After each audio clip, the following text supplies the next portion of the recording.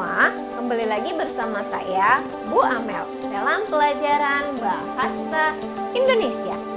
Materi kita kali ini kita akan membahas mengenai bagaimana cara menyampaikan informasi dalam bentuk berita, masih dalam materi teks berita.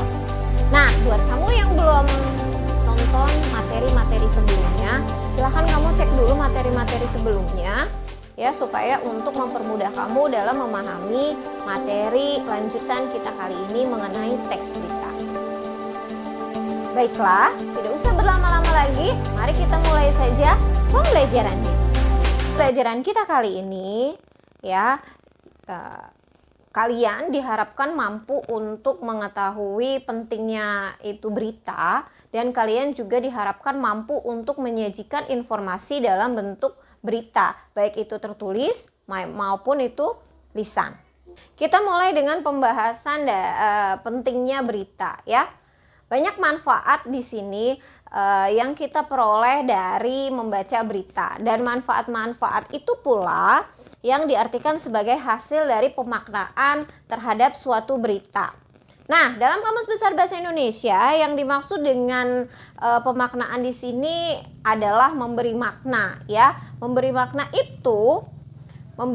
itu atau kata maknanya itu sendiri berarti arti ya. Arti, makna itu arti ya, atau maksud dari perkataan. Bahas mengenai bagaimana menyampaikan berita ya.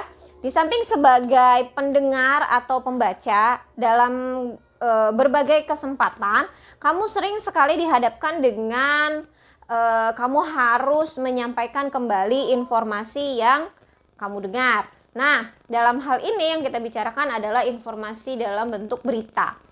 Ya, misalnya ketika kamu mendapat pertanyaan dari seseorang tentang isi berita yang pernah kamu dengar, dan ketika itu kamu harus menjelaskan mengenai berita yang kamu tahu itu, yang kamu dengar itu, ya. Dan kamu tidak mungkin mengarang isi dari beritanya. Kamu harus menjelaskan informasi yang ada di dalam berita itu dengan jelas, dengan apa adanya, tanpa kamu tambah atau kamu kurangi. Nah, dalam hal ini bukan berarti kamu harus menghafal isi dari keseluruhan berita itu, tetapi kamu hanya harus menjelaskan ide pokoknya atau ide-ide dari pokok berita itu ya. Kemudian kamu ceritakan dengan bahasa kamu sendiri, dengan kata-kata kamu sendiri. Nah, jangan salah berpikir di sini, bahasa sendiri itu bukan berarti bahasa daerah kamu atau bahasa ibu kamu, tetapi menggunakan bahasa Indonesia dengan cara kamu sendiri yang tidak harus sama dengan beritanya ya, dalam arti tidak harus kalimatnya tidak harus persis sama, tetapi silakan kamu jelaskan dengan kemampuan kamu menggunakan bahasa dan perspektif kamu ya. Ingat, bahasa sendiri di sini adalah bukan bahasa daerah atau bahasa ibu kamu, tetapi masih menggunakan bahasa Indonesia dengan cara kamu. Dengan demikian ya, pemahaman mengenai ide-ide dari pokok berita ini sangat penting ketika kamu akan menceritakan isi dari berita ya, isi dari suatu berita. Nah, berdasarkan ide-ide pokok itulah kita bisa menyampaikan kembali berita dengan benar dan ringkas. Menyampaikan berita ini ya, menyampaikan informasi dalam bentuk berita ini dibagi menjadi dua. Pertama, lisan ya, menyampaikan berita dalam bentuk lisan. Apa itu lisan? Dalam bentuk ucapan.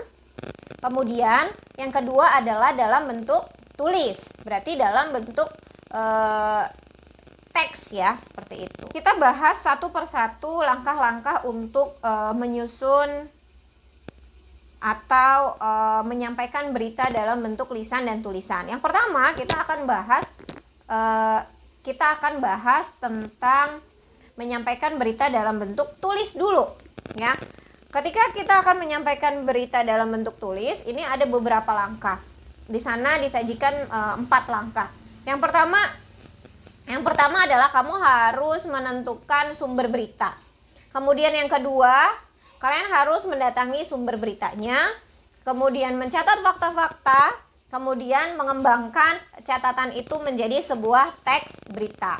Yang pertama adalah menentukan sumber berita. Menentukan sumber berita di sini merupakan peristiwa yang menarik dan menyangkut kepentingan banyak orang. Jadi kamu cari berita yang menarik dan berkaitan, berhubungan dengan banyak orang. Yang kedua adalah mendatangi sumber beritanya. Kamu cari di sana, kalian cari di sana, ya, sumber beritanya di mana.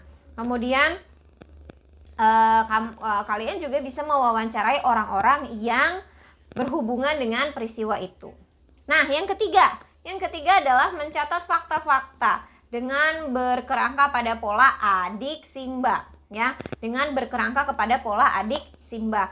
Sembari kamu melakukan wawancara, ya, sembari kamu datang ke lokasi misalnya, kemudian kamu melakukan wawancara dengan orang-orang yang berkaitan dengan peristiwa itu, ya, dengan peristiwa itu, kamu juga mencatat fakta-fakta yang berkaitan atau yang berkerangka kepada adik simba. Apa, di mana, kapan, siapa, mengapa, dan bagaimana.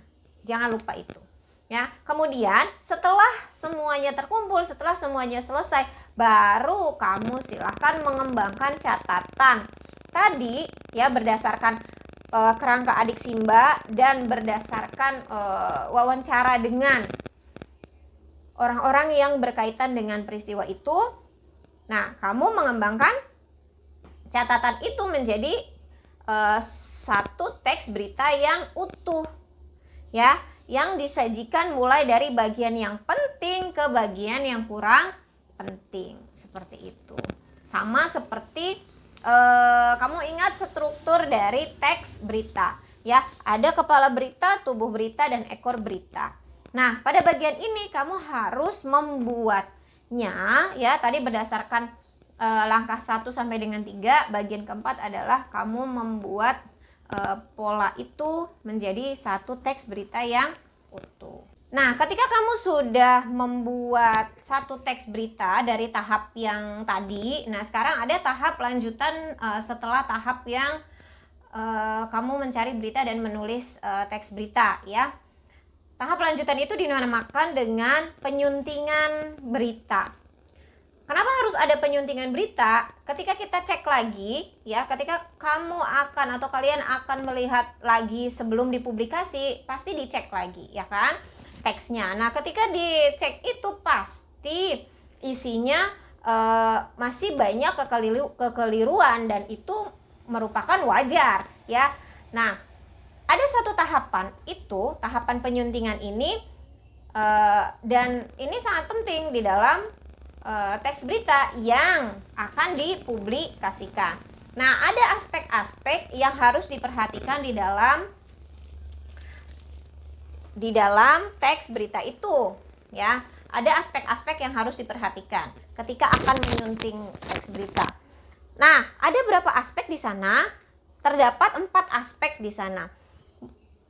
Terdapat 4 aspek. Yang pertama adalah kebenaran isi. Kebenaran isi di sini yang dimaksudnya adalah ditunjang oleh fakta-fakta. Jadi yang namanya teks berita itu di dalamnya harus memuat fakta, ya, realita, real. Nah, itu harus ada. Jadi berita itu bukan berita hoax atau bukan berita bohong. Ya, kemudian yang kedua adalah adanya kelengkapan isi berita yang ditandai oleh hadirnya komponen-komponen adik simba. Apa, di mana, kapan, siapa, mengapa, dan bagaimana. Kalau dalam ilmu jurnalistik ini disebut dengan 5W ditambah 1H. What, where, when, who, why, how. Ya, yang seperti itu. Nah, aspek yang ketiga di sini adanya struktur penyusunan berita. Adanya struktur penyusunan berita yang dimulai dari bagian yang paling penting ke bagian yang kurang penting. Dari bagian kepala berita ke bagian tubuh berita sampai ke bagian ekor berita. Ya, seperti itu. Terakhir, aspeknya apalagi ketika kamu akan menyunting. Dilihat dari penggunaan bahasanya. Ya, dilihat dari penggunaan bahasanya yang terkait dengan keefektifan dari kalimat, kebakuan kata, dan kepatenan ejaan dan tanda bacanya. Jadi tanda bacanya harus betul, bahasanya harus menggunakan bahasa baku, ya.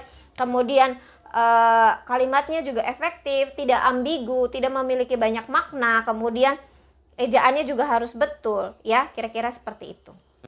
Ya, kalau tadi kita sudah membahas mengenai bagaimana cara menyajikan berita dalam bentuk tulis, sekarang kita beralih ke bagaimana cara kita menyampaikan informasi dalam bentuk berita dalam bentuk lisan, artinya menggunakan oral ya, menggunakan bahasa langsung, tidak menggunakan media tulis. Nah, ini ada beberapa hal yang harus diperhatikan dalam menyampaikan berita secara lisan. Itu ada 3 hal. Yang pertama adalah kita menyampaikan berita itu secara lengkap. Pertama adalah menyampaikan berita secara lengkap, ya. Yang dimaksud lengkap di sini apa? Yang dimaksud lengkap di sini adalah terdapat pokok-pokok beritanya.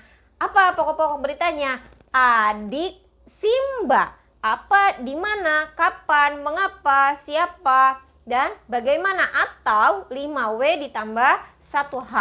Ya, what, where, when, who, why, dan how. Nah, pokok-pokok berita itu harus ada. Nah, ini yang disebut dengan menyampaikan beritanya secara lengkap. Dari dari informasi yang penting ke informasi yang kurang penting. Dari strukturnya, kalau kita lihat dari strukturnya, dari kepala berita, tubuh berita, sampai dengan ekor berita. Kemudian yang kedua adalah menggunakan bahasa yang komunikatif. Apa yang dimaksud dengan bahasa komunikatif di sini? Apa penjelasannya? Yang di sini adalah menggunakan bahasa komunikatif ini membuat berita yang disampaikan lebih mudah dipahami, ya, lebih mudah dipahami oleh orang lain, tidak ambigu, tidak memiliki banyak makna, ya, yang mudah dimengerti oleh orang lain. Nah, penggunaan kalimat efektif dan pemilihan kata yang tepat akan membuat berita yang disampaikan menjadi komunikatif, ya. Intinya adalah mudah dimengerti dan mudah dipahami.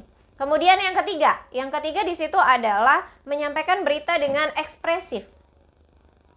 Dengan ekspresif, ya. Dengan ekspresif di sini adalah sebuah berita yang disampaikan secara lisan ini tidak didukung penggunaan tanda baca, ya, sebagaimana dengan ketika berita itu ditulis secara berita itu disampaikan secara tulis, maksud Ibu begitu. Kemudian unsur yang dapat membantu kejelasan berita ini adalah menempatkan intonasi, jeda, tempo, ya.